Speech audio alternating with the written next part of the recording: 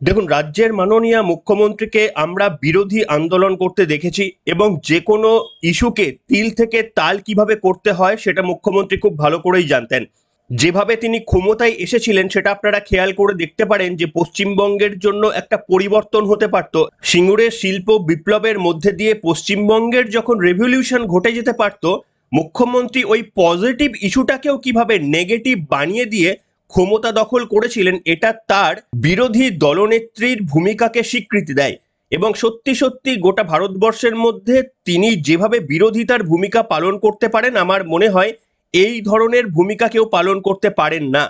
কিন্তু এহেন মুখ্যমন্ত্রী যার বিরোধিতা তাকে একেবারেই দেশের মধ্যে একটা অন্যতম রাজনৈতিক ব্যক্তিতে পরিণত করেছিল, তিনি এখনো প্রমাণিত নয় যে তার বিরুদ্ধে যখন বিরোধিতা শুরু হবে কিভাবে তিনি সামলাতে পারবেন। বিরোধী আসনে বসে মুখ্যমন্ত্রী হয়তো রাজনৈতিক হিসাবে 100-তে 100 পান, কিন্তু যখন রাজনীতির ক্ষমতায় আছেন, যখন সাধারণ মানুষ তার প্রশাসনের ওপর অতিষ্ঠ হয়ে তার বিরুদ্ধে বা তার প্রশাসনের বিরুদ্ধে বিরোধিতা শুরু করে, সেই মুখ্যমন্ত্রী একেবারেই পরাস্ত হচ্ছেন রাজ্যটাকে সামলাতে। তার কারণ আপনারা জানেন, আরজি করের এই ঘটনা, যেভাবে স্বতঃস্ফূর্তভাবে মানুষ রাস্তায় নেমেছেন, তারপরে দুবার মুখ্যমন্ত্রীকে এর প্রতিবাদের রাস্তায় দেখা গিয়েছিল। একবার তিনি উই ওয়ান্ট জাস্টিস বলে মিছিল করেছিলেন, আর দ্বিতীয়বার ছাত্র পরিষদের প্রতিষ্ঠা দিবসে মুখ্যমন্ত্রী বক্তব্য রেখেছিলেন। আপনারা খেয়াল করতে পারবেন এই দুটি বারই মুখ্যমন্ত্রী যখনই মুখ খুলেছেন, আরজি করের এই আন্দোলনে ঘৃতাহুতি হয়েছে এবং মুখ্যমন্ত্রী এমন কিছু বেফাঁস মন্তব্য করেছেন যেটা কার্যত তার বিরুদ্ধেই বুমেরাং হয়ে দাঁড়িয়েছে। এই আন্দোলনকে একদিকে যেমন অনেক বেশি তীব্র করেছেন, তেমনি আবার তিনি নিজেও আইনি জটিলতায় জড়িয়ে গিয়েছেন। আপনারা জানেন, মুখ্যমন্ত্রীর বিরুদ্ধে ইতিমধ্যেই সুপ্রিম কোর্টের এক আইনজীবী বিনীত জিন্দাল ইতিমধ্যেই এফআইআর দায়ের করেছেন ভারতের রাষ্ট্রপতি এবং ভারতের স্বরাষ্ট্রমন্ত্রীকে কপি রেখে।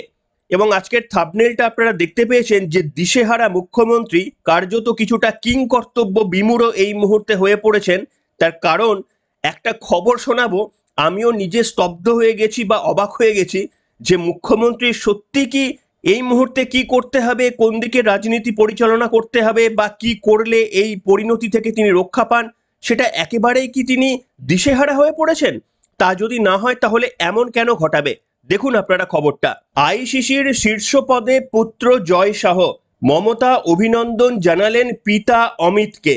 এই খবরটাই আপনাদের বলে দেবে যে মুখ্যমন্ত্রী কতটা দিগ্ভ্রান্ত, কিংবা তিনি কোনোভাবে কেন্দ্রীয় সরকারকে আঁকড়ে ধরে তাদের কাছে একেবারেই কাকতি মিনতি করে বাঁচার একটা চেষ্টা করছে।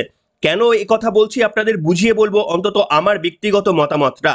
কি হয়েছে না, গত মঙ্গলবার বিশ্ব ক্রিকেটের নিয়ামক সংস্থার শীর্ষ পদে অর্থাৎ আইসিসির চেয়ারম্যান হয়েছেন জয় শাহ। সেই নিয়ে হঠাৎ করেই মুখ্যমন্ত্রী মমতা বন্দ্যোপাধ্যায় জয় শাহকে চিঠি না লিখে বা তার উদ্দেশ্যে কোনো বক্তব্য না লিখে একেবারেই কেন্দ্রীয় স্বরাষ্ট্রমন্ত্রী অমিত শাহকে অভিনন্দন জানিয়ে দিলেন। কি লিখলেন মুখ্যমন্ত্রী? মুখ্যমন্ত্রী টুইটারে যা লিখেছেন তার বাংলা অনুবাদ করলে দাঁড়ায়, অভিনন্দন কেন্দ্রীয় স্বরাষ্ট্রমন্ত্রী, আপনার পুত্র রাজনীতিবিদ হননি, তার বদলে আইসিসি চেয়ারম্যান হয়েছেন। এই পদটি অধিকাংশ রাজনৈতিক পদের থেকে অনেক অনেক বেশি গুরুত্বপূর্ণ। আপনার পুত্র সত্যি অত্যন্ত শক্তিশালী হয়েছেন। ওর এই সাফল্যের জন্য আপনাকে অভিনন্দন। একেবারে মুখ্যমন্ত্রীর একেবারেই দরদ যেন ঝরে ঝরে পড়েছে এই বক্তব্যের মধ্যে দিয়ে। যে আপনাদের খেয়াল রয়েছে, গোটা তৃণমূল এমনকি রাজ্যের মাননীয় মুখ্যমন্ত্রী অমিত শাহকে কতবার আক্রমণ করেছেন জয় শাহকে নিয়ে। কেন জয় শাহ একেবারে ক্রিকেট না খেলে ক্রিকেট নিয়ামক সংস্থাতে চলে গেলেন, কিভাবে বিজেপি পরিবারতন্ত্র রাজনীতি করে, এটা বোঝাতে বারবার মমতা বন্দ্যোপাধ্যায় নিজে এবং গোটা তৃণমূল অমিত শাহকে আক্রমণ করেছেন এই জয় শাহকে নিয়ে। যে আপনারা পরিবারতন্ত্রের কথা বলেন, আপনার ছেলেই তো ক্রিকেটের নিয়ামক সংস্থাতে রয়েছে বলে মুখ্যমন্ত্রী একাধিকবার আক্রমণ করেছেন। আজ পর্যন্ত কোনোদিন শোনা যায়নি জয় শাহকে নিয়ে কোনো রকমের তিনি প্রেজ করেছেন। আর আজকে দেখুন, পরিস্থিতি যেই ঘুরে গিয়েছে, যেই মুখ্যমন্ত্রী একটু বিপাকে পড়েছে, ঠিক তেমনি তিনি একটা উল্টো চাল চালতে শুরু করে দিয়েছেন সম্ভবত। তিনি চাইছেন যে এই মুহূর্তে স্বরাষ্ট্রমন্ত্রী অমিত শাহকে একটু খুশি রাখতে, কেন্দ্রীয় নেতৃত্বের সঙ্গে একটু সুসম্পর্ক বজায় রাখতে। জানি না সেই কারণেই কিনা, আমি তো নিশ্চিতভাবে বলতে পারবো না, কিন্তু আমার যেটা মনে হচ্ছে তার কারণ আপনাদের বুঝিয়ে বললাম, যে জয়সাহ সম্পর্কে মুখ্যমন্ত্রীর এত আপত্তি, সেই জয়সাহকে নিয়েই আবার সরাসরি জয়সাহ তো একজন প্রাপ্তবয়স্ক ব্যক্তি, আইসিসির চেয়ারম্যান হয়ে গেলেন, তাকেই তো মুখ্যমন্ত্রী অভিনন্দন জানাতে পারতেন। তাকে না করে একেবারেই তার বাবাকে অভিনন্দন জানিয়ে দিলেন এবং বললেন আপনার ছেলের মতো নাকি ছেলে হয় না, অন্তত এই ধরনেরই ভাষা। এবার আপনারা এটাকে কিভাবে ব্যাখ্যা করতে চাইবেন আপনারা বলুন। এমন কিছু হয়তো চাহিদা মুখ্যমন্ত্রীর থাকতে পারে বা এমন কিছু বার্তা তিনি দেওয়ার চেষ্টা করছেন যে এই মুহূর্তে অত্যন্ত বিপদে রয়েছি, যদি কোনো রকমের দয়া দক্ষিণা বা হেল্প পাওয়া যায় এই মুহূর্তে এই সংকটকালে, জানি না। আপনারা জানেন যে মুখ্যমন্ত্রী গতদিনে যা ভাষণ দিয়েছেন তা নিয়ে গোটা দেশ জুড়ে একেবারে তোলপাড় সৃষ্টি হয়ে গিয়েছে। এবং কি করে একজন মুখ্যমন্ত্রী পশ্চিমবাংলায় থেকে অন্যান্য রাজ্যকে আনস্টেবল করে দেবেন এই ধরনের বক্তব্য বলতে পারেন? এটা ভারতবর্ষের শত্রু দেশ বলতে পারে, কিন্তু ভারতবর্ষের থাকা কোনো ব্যক্তি যিনি ভারতবর্ষকে ভালোবাসেন এই ধরনের কোনো ব্যক্তি, বিশেষ করে মুখ্যমন্ত্রীর পদে থেকে এই বক্তব্য বলা যায় কিনা? আপনাদের গতকালের রাতের পর্বে শুনিয়েছিলাম, যারা শোনেননি শুনে নেবেন, যে বিনীত জিন্দাল নামে সুপ্রিম কোর্টের একজন আইনজীবী মুখ্যমন্ত্রী মমতা বন্দ্যোপাধ্যায়ের নামে এফআইআর পর্যন্ত করে দিয়েছেন বিভিন্ন ধারায়, সেটা আপনাদের বলেছিলাম। এবার এই রকম পরিস্থিতিতে মুখ্যমন্ত্রী কি পরিত্রাণ খুঁজছেন? মুখ্যমন্ত্রী কি কোনোভাবে কেন্দ্রীয় নেতৃত্বের একেবারেই শরণাপন্ন হয়ে গিয়ে তাদের মেসেজ দিতে চাইছেন যে আমাকে বাঁচিয়ে নিন? বলতে পারবো না, তবে আপনাদের শোনাবো যে মুখ্যমন্ত্রী যা করেছেন এই নিয়ে সুকান্ত মজুমদার ইতিমধ্যেই কিন্তু গতকাল সুকান্ত মজুমদার, দিলীপ ঘোষ তারা রাজভবনে গিয়ে রাজ্যপালের সঙ্গে দেখা করেছেন এবং গোটা পরিস্থিতি, মুখ্যমন্ত্রীর এই ধরনের ভাষণ, এই সমস্তটা নিয়ে অবহিত করেছেন এবং বলেছেন যে আপনি আপনার মতো করে পদক্ষেপ নিন। অসম সহ বিভিন্ন ক্ষেত্রে মুখ্যমন্ত্রী যে বক্তব্য গতকালে, তার বিরুদ্ধে সুপ্রিম কোর্টের এক আইনজীবী তিনি এফআইআর করেছেন দিল্লিতে, বিনীত জিন্দাল নামে ব্যক্তি।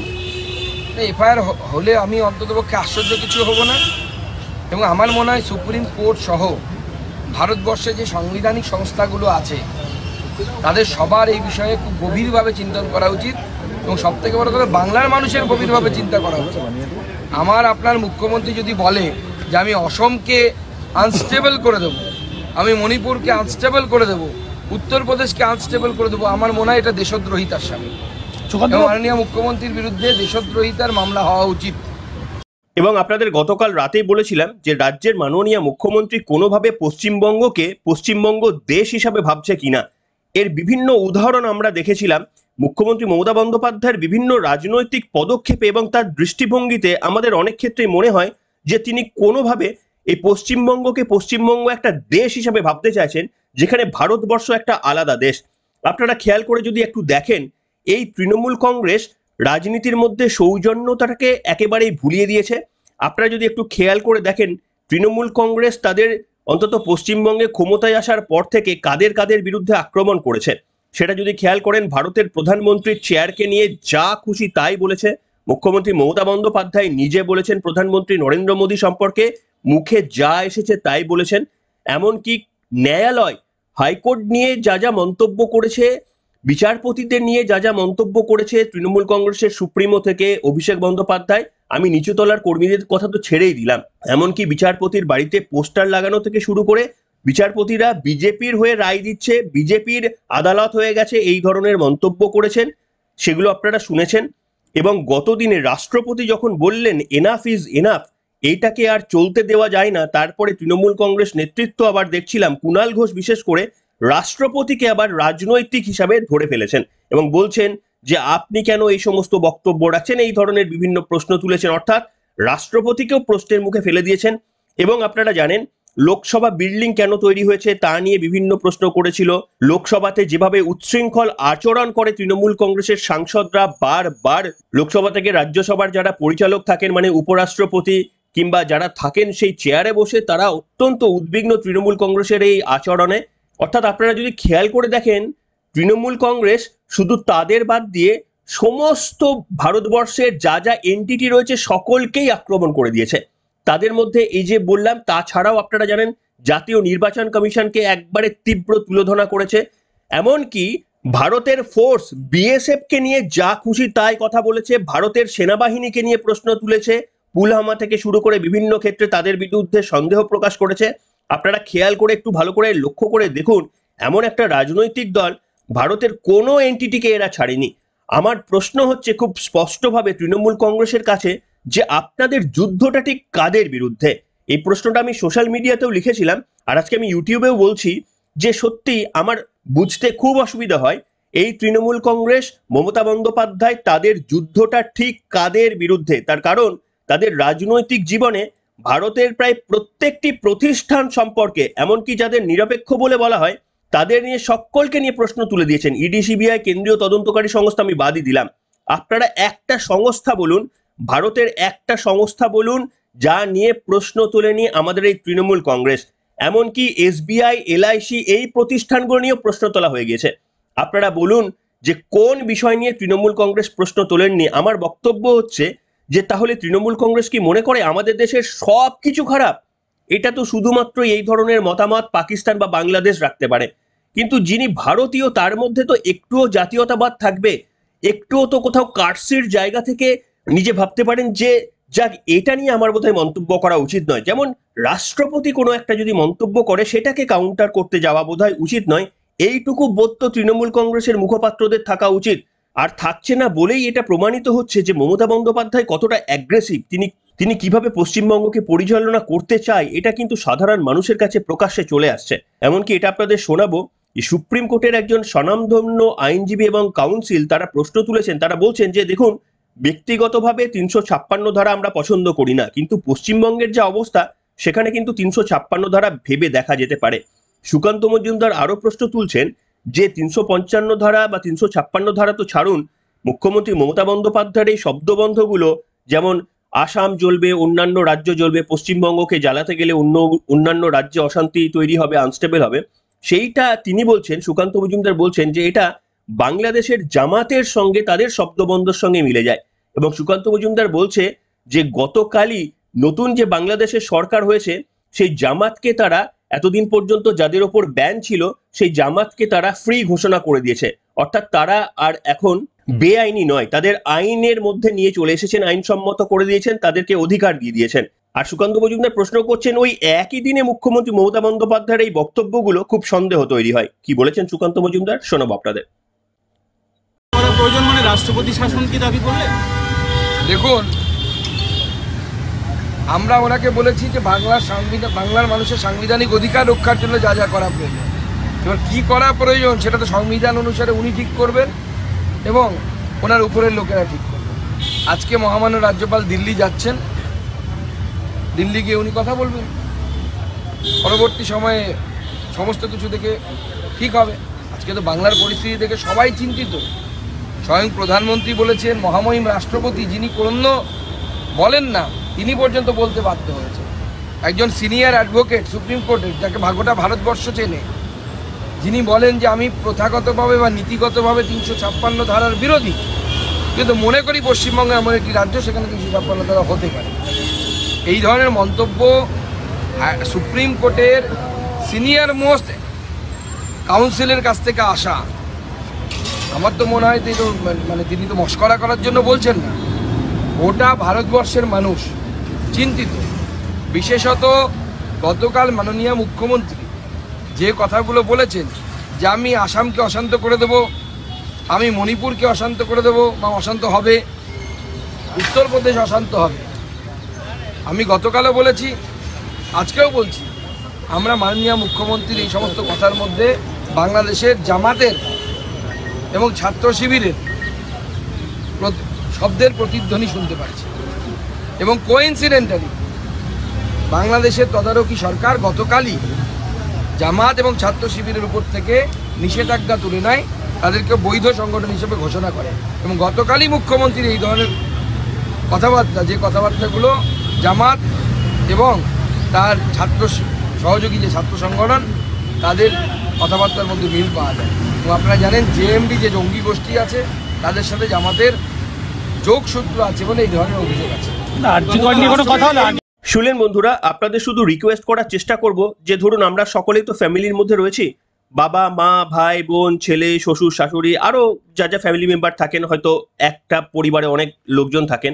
আপনি একটু কল্পনা করে দেখবেন যে আপনার পরিবারের মধ্যে ধরুন আপনি এমন একজন ব্যক্তি যে আপনার সঙ্গে সকল পরিবার অন্যান্য যে মেম্বার রয়েছে সকলের ঝামেলা হয়। আপনার সঙ্গে সকলের ঝামেলা হয়। এবার ভেবে দেখুন যে তাহলে কি আপনার গোটা পরিবারটা বাজে, না আপনার নিজের মধ্যে কোনো প্রবলেম রয়েছে?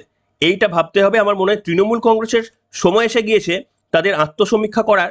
আর তারা আত্মসমীক্ষা যদি না করে, মানুষ আশা করি তাদেরকে এই আত্মসমীক্ষাটা ভালো করে শিখিয়ে দেবে গণতান্ত্রিক উপায়ে, যে আপনি সমস্ত দেশের এন্টিটিগুলোকে চোখে হাত দিয়ে বলছেন যে তোমরা বাজে, তোমরা বাজে, তোমরা বাজে, তোমরা বাজে, সকলেই বাজে, সকলেই বাজে। ভালোকে কুণাল ঘোষ, ভালোকে পার্থ চট্টোপাধ্যায়, ভালোকে অভিষেক বন্দ্যোপাধ্যায়, ভালোকে শুভা প্রসন্ন, ভালোকে নচিকেতা, ভালোকে অমর্ত্য সেন, ভালোকে মমতা বন্দ্যোপাধ্যায়। এরা যদি সত্যি ভালো হয়ে থাকেন, আর যদি এদের মধ্যে দিয়ে আমাদের গোটা পশ্চিমবঙ্গকে আগামী দিনে চলে যেতে হয়, বা আগামী দিনে পশ্চিমবঙ্গ যদি সত্যি এদের নেতৃত্বে ভর করে থাকে, ইতিমধ্যেই যে আমরা 100 বছর পিছিয়ে গেছি, জানি না আরো কতদিন ক্ষমতায় এনারা থাকবেন, কিন্তু আমাদের এই 100 বছর থেকে এই সংখ্যাটা এরা 150, 200, 300 বছর পর্যন্ত নিয়ে যেতে পারে। তাই পশ্চিমবঙ্গবাসীর যা ক্ষতি হয়েছে, এই অপূরণীয় ক্ষতিটা ইতিহাস বিশ্লেষণ করবে। সেদিন আপনাদের চোখে জল বেরোবে যে অন্যান্য রাজ্যগুলো কিভাবে ইমপ্রুভ করে যাচ্ছে, আর আমরা ইমপ্রুভ করতে পারবো না। তার কারণ একেবারে ইচ্ছাকৃতভাবে আমাদের শিরদাঁড়াটা, আমাদের একেবারে অর্থনীতি থেকে সমাজনীতির শিরদাঁড়াটা কিছু রাজনৈতিক নেতৃত্ব তাদের ক্ষমতার লোভে চিরকালের জন্য ভেঙে দিয়ে গেছেন। সেটা সারাটা 100 বছরেরও বেশি সময় লাগবে। এটা যখন বুঝতে পারবেন, সেদিন চোখের জল ফেলা ছাড়া কোনো উপায় থাকবে না। কি বলবেন আপনারা লিখে জানাবেন আজকের পর্বে।